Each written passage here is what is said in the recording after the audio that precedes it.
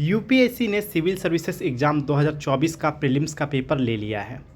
अब इस पेपर से रिलेटेड कुछ प्रॉब्लम्स भी उभर के आई हैं तथा कुछ ऐसे प्रॉब्लम्स जो इस पेपर से डायरेक्टली लिंक्ड नहीं है, लेकिन इसका अप्रत्यक्ष प्रभाव इस पर काफ़ी पड़ा है और हमेशा पड़ता रहा है। उस पर हम लोग आज बात करेंगे। सबसे पहले इनडायरेक्ट प्रभाव की बात करते हैं। उसमें सबसे पहला नंबर है कि गर्मी, जो हॉट वेदर है वो भी एक्सट्रीम लेवल का। जनरली उत्तर भारत में हम लोग देखते हैं कि 45 डिग्री सेल्सियस से अधिक टेम्परेचर इस बार के एग्ज़ाम में था और कई सारे अभ्यर्थियों ने यह कहा कि लू जैसी स्थितियों में पेपर देने से काफ़ी जो है एक्सटर्नल प्रेशर बना रहता है और चूँकि वेदर जो है सब जगह एक जैसा नहीं होता है। दक्षिण भारत में जनरली वेदर जो है थोड़ा कूल है, जबकि उत्तर भारत में ख़ास तौर से जो प्लेन भाग है जहाँ पर लू की स्थितियाँ बनी रहती हैं उनके लिए काफ़ी जो है तकलीफदेह यह पेपर बन जाता है। इस मुद्दे को उठाने का महत्वपूर्ण कारण यह है कि यह पेपर जनरली पूरे एक दिन तक चलती है। अभ्यर्थी 8 बजे सेंटर पहुंच जाते हैं और 5 बजे के आसपास फिर वहां से छुट्टी पाते हैं। तो पूरा दिन भर का जब यह पेपर होता है तो ऐसे में कि पेपर वैसे समय में कंडक्ट करवाया जाए जब एक्सट्रीम वेदर ना हो, या अप्रैल या मार्च माह में करवाया जा सकता है, क्योंकि इलेक्शन कमीशन ने भी इस बार माना कि हमसे गलती हुई है, इतने हॉट वेदर में हमें जो है चुनाव नहीं करवाने चाहिए थे।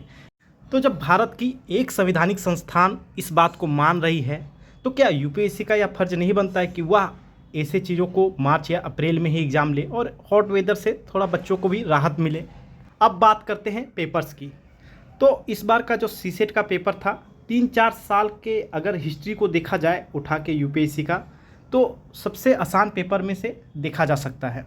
अब बात यही है कि जब पिछला साल इतना टफ क्वेश्चन पूछा गया था और काफ़ी छात्रों ने यह कहा था कि वे क्वेश्चंस जो है उनका स्टैंडर्ड काफ़ी हाई था, तो इतना तेज़ी से गिराने की आवश्यकता क्या थी स्टैंडर्ड को।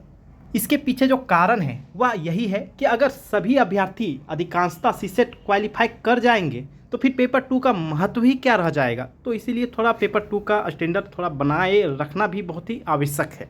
और संभवतः जो पेपर 2 थोड़ा आसान हुआ है उसके पीछे पिछले साल के बच्चों का आंदोलन, या फिर इस बात को माना जा सकता है कि यूपीएससी पर इसका काफ़ी प्रभाव पड़ा था 2023 के पेपर का, क्योंकि जो कटअप था वह काफ़ी नीचे गिर गया था। अब बात करते हैं पेपर 1 की। तो पिछले बार कुछ पैटर्न्स नए लाए गए थे जिसमें ओनली करके स्टेटमेंट दिए जा रहे थे, और इस बार के एग्ज़ाम में ओनली वाले स्टेटमेंट जो हैं लगभग विलुप्ति के कगार पर आ गए हैं, जबकि पिछले साल इसका वेटेज 50% था। अब ऐसा क्या कारण है कि यूपीएससी ने तुरंत ही यू टर्न मार लिया और पिछली बार स्टेटमेंट्स जो है पूरे धड़ल्ले से दे रहे थे, और इस तरह का यू टर्न लेना क्या दिखाता है? क्या पिछला वाला जो ओनली वाला स्टेटमेंट था उसमें काफ़ी खामियां थी? कि अब चाहे वजह जो भी रहे, लेकिन उन्होंने इस चीज़ को हटा दिया है।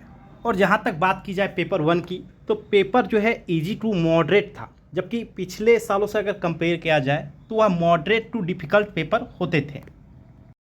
ऐसा करने के पीछे भी एक वजह यही माना जा सकता है कि लगातार यूपीएससी का जो कटअप था वह नीचे गिरता जा रहा था, और जो पिछले साल 75 मार्क्स आ गया था।